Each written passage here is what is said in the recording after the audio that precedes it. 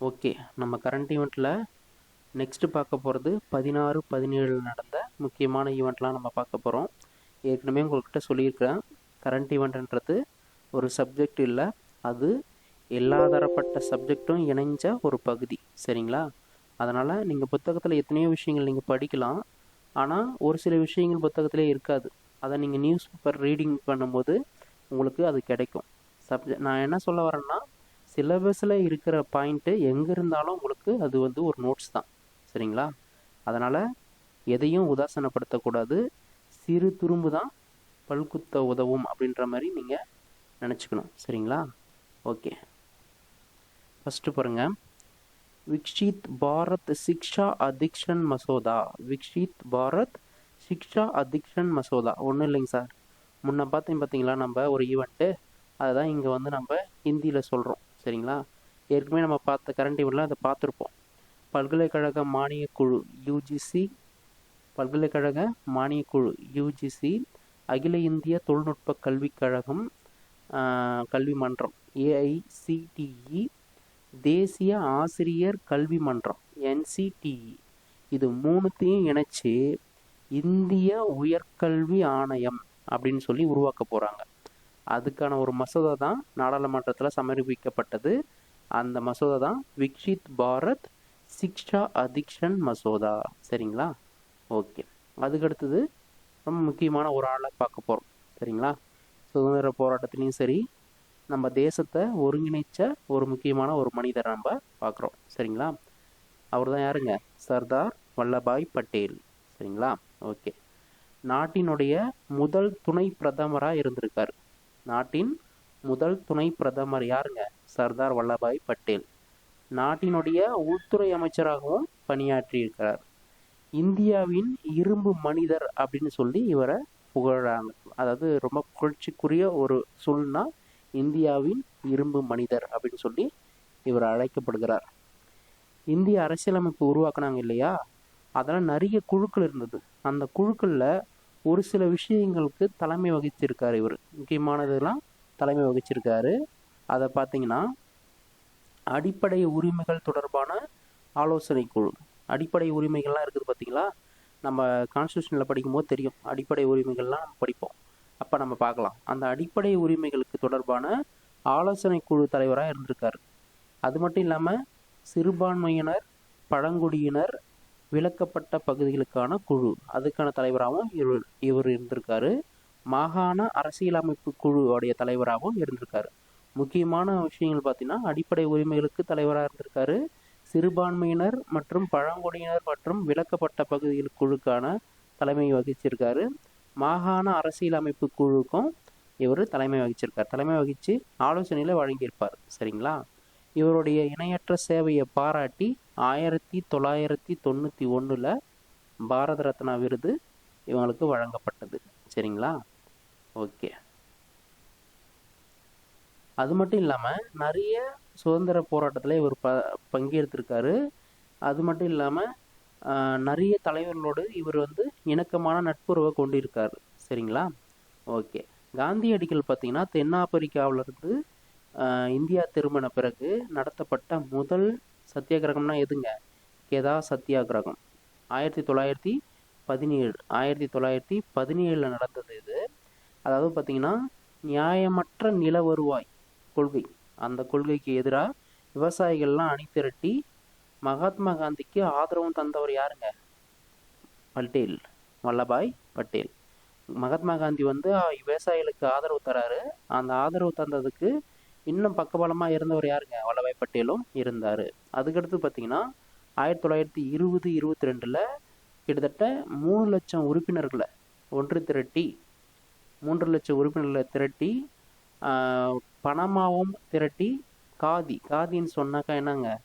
கதராடைகள்லாம் சொல்லுவோம் இல்லையா, அந்த கதராடைகளை ஊக்குவிச்சு பிரிட்டிஷ் பொருட்களை புறக்கணிக்க செஞ்சதில் யாருக்கு மிகப்பெரிய பங்கு இருக்குதுன்னு சொன்னால் வல்லபாய் பட்டேலுக்கு மிகப்பெரிய பங்கு இருந்தது. அதே போல் இன்னொரு முக்கியமான ஒரு சத்தியாகிரகம்னு சொல்லி பார்த்தீங்கன்னா பர்தோலி சத்தியாகிரகம் 1928 நடந்தது. 1928 நடந்ததா என்னங்க? பர்தோலி சத்தியாகிரகம். சரிங்களா? ஏன்னு சொன்னால் இதெல்லாம் வந்து காந்தியடிகள் வந்து தென்னாப்பிரிக்காவிலிருந்து திரும்ப வந்தபோது முன்னெடுத்த முக்கியமான இயக்கங்கள். சரிங்களா? பஞ்சம் அதிகமாக இருந்துச்சு. பஞ்சம் அதிகமாக இருந்தாலும் விவசாயிகள் வந்து வரியை கட்டணும்னு சொல்லி வற்புறுத்தப்பட்டாங்க. அதற்கு எதிராக வந்து யார் போராடினது? முக்கியமான ஆள் வல்லபாய் பட்டேல் வந்து போராடினாரு. காந்தியடிகளும் இதில் ஒரு முக்கியமான பங்கு வகிச்சார். சரிங்களா? இந்த போராட்டத்தின் போது தான் வல்லபாய் பட்டேலுக்கு சர்தார் என்ற பட்டத்தை வந்து வழங்கினாங்க. அதனால் கொஷின் கேட்கலாம், எந்த இயக்கத்தின் போது வல்லபாய் பட்டேலுக்கு சர்தார் அப்படின்ற பட்டம் வந்து வழங்கப்பட்டதுன்னு சொன்னால் பர்தோலி சத்தியாகிரகம் எப்போ நடந்துச்சுங்க? 1928. அதே போல் சட்ட மறுப்பு இயக்கம் நடந்தது நம்ம கேள்விப்பட்டிருப்போம். 1930-34 காலகட்டத்தில் சட்ட மறுப்பு இயக்கம். உப்புக்கு வந்து நாங்கள் வரி தர மாட்டோம் அப்படின்னு சொல்லிட்டு அந்த சத்தியாகிரகம் நடந்துச்சு. அந்த சத்தியாகிரகத்துக்கு பேர் தான் என்னங்க? சட்ட மறுப்பு இயக்கம் 1930. இதுலேயும் வந்து இவர் பங்கு எடுத்திருக்காரு. அது மட்டும் இல்லாமல் வெள்ளையனே வெளியேறு இயக்கம் ரொம்ப ரொம்ப முக்கியமான இயக்கம். இந்த இயக்கத்துலேயும் யார் முக்கியமான பங்கு வகிச்சிருக்காரு? வல்லபாய் பட்டேல் பங்கு வகிச்சிருக்காரு. 1942 நடந்தது தான் வெள்ளையனே வெளியேறு இயக்கம். ஓகேவா? அது மட்டும் இல்லாமல் இவரை சிறப்பிக்கிற வகையில் தேசிய ஒற்றுமை தினம்னு சொல்லி ஒவ்வொரு ஆண்டும் அக்டோபர் 31 அனுசரிக்கப்படுது. சரிங்களா? அவருடைய பிறந்த நாளை குறிக்கிற அக்டோபர் 31 தேசிய ஒற்றுமை தினம், ராஷ்ட்ரிய ஏக்தா திவாஸ், ராஷ்ட்ரிய ஏக்தா திவாஸ்ன்னு சொல்லி கொண்டாடுறாங்க. அக்டோபர் 31. 2014 இது அறிமுகப்படுத்தப்பட்டது. சரிங்களா? அது மட்டும் இல்லாமல் குஜராத்தில் ஒரு மிகப்பெரிய உயரமான இவருடைய சிலை வந்து அமைக்கப்பட்டது. எந்த ஆண்டுன்னு சொல்லி பார்த்தீங்கன்னா 2018. ஓகே, இதுதான் கொஷின் ஏரியா. இது ரொம்ப ரொம்ப முக்கியமானது. முன்ன பார்த்தது ரொம்ப ரொம்ப முக்கியமானது தான், ஆனால் இது ரொம்ப டைம் கேட்டே இருக்காங்க. சரிங்களா? ஏப்ரல் 21 பார்த்தீங்கன்னா குடிமை பணிகள் தினம். 1947 சுதந்திர இந்தியாவில் அரசு ஊழியர்களுக்கு வந்து வல்லபாய் பட்டேல் வந்து ஒரு உரையை வந்து நிகழ்த்தினார். அது எந்த தேதின்னு சொல்லி பார்த்தீங்கன்னா ஏப்ரல் 21. சரிங்களா? இந்த தினத்தை தான் குடிமை பணிகள் தினம்னு சொல்லி கொண்டாடுறாங்க. சரிங்களா? ஓகே, நெக்ஸ்ட் பாருங்க, விஜய் திவாஸ். விஜய் திவாஸ் டிசம்பர் 16 நடந்துச்சு. விஜய் திவாஸ்ன்றது டிசம்பர் 16, 1971 இந்தியாவுக்கும் பாகிஸ்தானுக்கும் நடந்த பிரச்சனை தான், போர் தான் இந்த விஜய் திவாஸ் அப்படின்னு சொல்லி நினைவு கூர்றாங்க. 1971 நடந்துச்சு. இதில் இந்தியா மிகப்பெரிய வெற்றியை பெற்றுச்சு. சரிங்களா? அதை நினைவு கூறும் வகையில் தான் இவங்க இந்த விஜய் திவாஸ் அப்படின்னு சொல்லி கொண்டாடுறாங்க. அது மட்டும் இல்லாமல் 1971 வங்கதேசம் அப்படின்ற ஒரு நாடு உருவானதுக்கு காரணமும் இந்த போர் தான். சரிங்களா? ஓகே, அதுக்கடுத்தது ரொம்ப முக்கியமான ஒரு திட்டம், ரொம்ப ஃபேமஸ்ஸு. அது மட்டும் இல்லாமல் ரொம்ப ஒரு சர்ச்சைக்குரிய ஒரு திட்டமாகவும் இது கொண்டு வந்திருக்காங்க. சரிங்களா? விக்ஷித் பாரத் ரோஸ்கர் அஜீவிகா மிஷன். விக்ஷித் பாரத் ரோஸ்கர் அஜீவிகா மிஷன் கிராமீன் அப்படின்னு சொல்லுவாங்க. விபிஜி ராம்ஜின்னு சொல்லுவாங்க. 100 நாள் வேலைவாய்ப்பு திட்டம்னு சொன்னோம் இல்லையா? 100 நாள் வேலைவாய்ப்பு திட்டம். அந்த திட்டத்தில் விபிஜி ராம்ஜின்னு சொல்லி பெயர் மாற்றம் செஞ்சுட்டாங்க. சரிங்களா? இதில் என்ன சிக்கல்னு சொன்னால், முன்ன வந்து ஸ்டேட்டோடைய கான்ட்ரிபியூஷன், வரியோட கான்ட்ரிபியூஷன் வந்து கம்மியாக இருந்துச்சு. சென்ட்ரல் கவர்மெண்ட் அதிகமான நிதியை வந்து ஒதுக்கி கொடுத்தாங்க. ஆனால் இப்போது ஸ்டேட்டோடைய கான்ட்ரவர்சி அதிகமாக இருக்குது. சரிங்களா? பார்த்தீங்கன்னா வடகிழக்கு இமயமலை மாநிலங்களில் பார்த்தீங்கன்னா 90க்கு 10, அதாவது பார்த்தீங்கன்னா சென்ட்ரல் கவர்மெண்ட் வந்து 90% கொடுத்துருவாங்க, வந்து நிதி கொடுத்துருவாங்க. 10% அந்த மாநிலங்கள் கொடுத்தா போதும். ஓகேங்களா? ஆனால் தமிழ்நாடு போன்ற பிற மாநிலங்களுக்கு 60:40, 60% வந்து மத்திய அரசு கொடுக்கும், 40% மாநில அரசு கொடுக்கணும். சரிங்களா? இதுதான் வந்து மிகப்பெரிய ஒரு பிரச்சனையாக போயிட்டுருக்கு. சரிங்களா? ஓகே, இது வந்து நல்லா தெரிஞ்சு வச்சுங்க. இந்த திட்டம் அதாவது பார்த்திங்கன்னா தேசிய ஊரக வேலைவாய்ப்பு திட்டம் 2005 கொண்டு வந்தாங்க. அந்த திட்டத்திற்கு பதிலாக தான் என்ன கொண்டு வந்திருக்காங்க? விக்ஷித் பாரத் ரோஸ்கர் மற்றும் அஜீவிகா மிஷன் கிராமீன், விபிஜி ராம்ஜி திட்டம். சரிங்களா?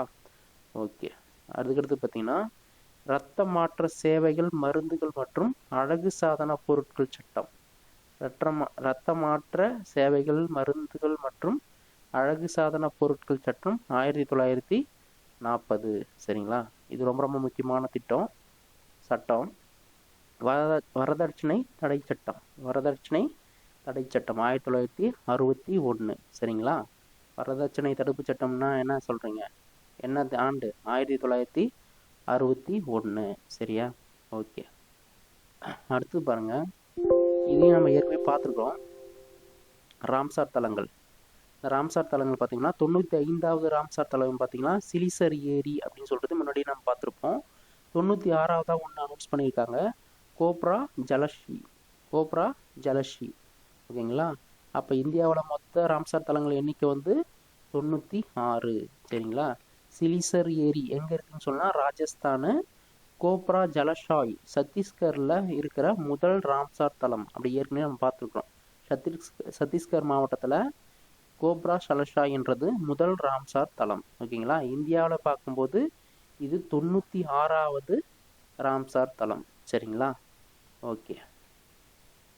நெக்ஸ்ட் பாருங்கள், அதுக்கடுத்து பார்த்தீங்கன்னா இந்த பெரும்பிடுகு முத்தரையர் அப்படின்னு சொல்லி ஒரு மன்னர் இருந்தார்.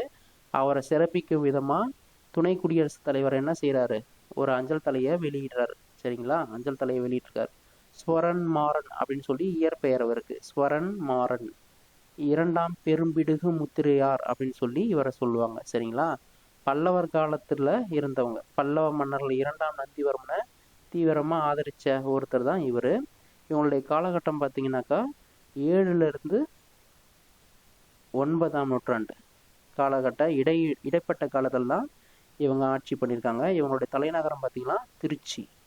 ஓகேங்களா? இவனுடைய அரசியல் நிலை பார்த்தீங்கன்னா பல்லவர்களுடைய நிலப்பரப்புகளாக இவங்க இருந்திருக்காங்க. சரிங்களா? பல்லவர்களுடைய நிலப்பரப்புகள் யாருங்க? இந்த முத்திரையர்கள் தான். சரிங்களா? ஓகே. ரொம்ப பெருசாலாம் தெரிஞ்சு தேவையில்ல, ஜஸ்ட்டு என்னென்னு பார்த்துட்டு போயிட்டே இருக்கலாம். ஓகேங்களா? ஓகே. அடுத்தது ரொம்ப முக்கியமானது ஆசிய வளர்ச்சி வங்கி, ஏடிபி.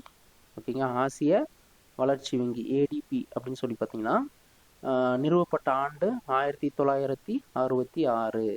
இந்த ஆசிய வளர்ச்சி வங்கி என்ன செய்யுதுன்னு சொன்னால், நாட்டில் பல நாடுகள் இருக்குது. அந்த நாட்டில் எதனா ஒரு மேம்பாட்டு திட்டங்கள் கொண்டு வராங்கன்னு சொன்னால் அவங்களுக்கு நிதி பற்றாக்குறை ஏற்படும். அந்த நிதியை வந்து கொடுத்து உதவுறதுல ரொம்ப மிகப்பெரிய பங்களிப்பு செய்கிறது எதுங்க? இந்த ஆசிய வளர்ச்சி வங்கி தான். ஆசியாவில் மட்டும்தான், ஏசிய கண்டம்னு சொல்கிறோம் இல்லையா, அந்த ஆசிய கண்டத்தில் மட்டும்தான் இந்த வங்கி கடன் உதவி கொடுத்து அவங்களுடைய வளர்ச்சியை வந்து ஊக்குவிப்படுத்துது. சரிங்களா? ஓகே. கான்ஸ்டியூஷன் பேஸில் ரொம்ப முக்கியமான ஒரு விஷயத்தை நம்ம இப்போ பார்க்க போகிறோம். நீதிபதி பதவி நீக்க தீர்மானம் சமீபத்தில் நடந்துச்சு. இது நீதிபதியை வந்து பதவி நீக்க பண்ணுறதுக்கு தீர்மானத்தெல்லாம் கொடுத்தாங்க நாடாளுமன்றத்தில். சரிங்களா? சரி, இது நடைமுறை என்னன்னு சொல்கிறது நம்ம டீப்பாக பார்க்கலாம். சரிங்களா? இதனால தான் நான் சொன்னேன், கான்ஸ்டியூஷனை பொறுத்த வரைக்கும் இதெல்லாம் ரொம்ப முக்கியமானது. இது கரண்ட் ஈவெண்ட்லையும் நம்ம பார்க்குறோம். அப்போ இங்கே பார்க்கும்போது கரண்ட் ஈவெண்ட்டில் நம்ம பார்க்கும்போது இன்னும் தெளிவாயிடும். சரிங்களா? இந்த கரண்ட் ஈவெண்ட்லையும் நம்ம பார்க்குறோம், கான்ஸ்டியூஷன்லையும் நம்ம பார்க்குறோம். ரெண்டு விஷயத்தையும் பார்க்குறோம். நிறைய விஷயங்களை கேதர் பண்ணி எது முக்கியமானதோ அதை நம்ம எடுத்து வச்சுக்கலாம். சரிங்களா? ஓகே. நீதிபதி எப்படி பதவி நீக்கம் பண்ணலாம்? பதவி நீக்கத்தை மக்களவையில் கொண்டு வந்தால் 100 எம்பிகளோட ஆதரவு இருக்கணும்.